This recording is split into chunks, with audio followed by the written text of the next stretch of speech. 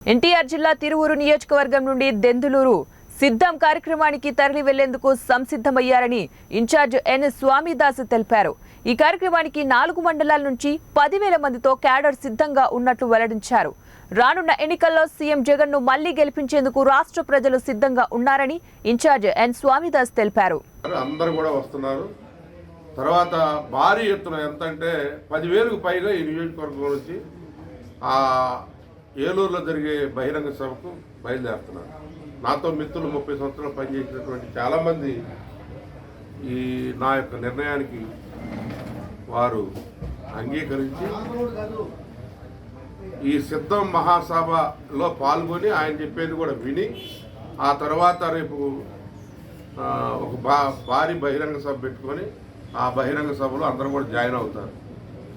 దానిలో నేను వచ్చానని నేను ఒక్కడనే రాలేదు.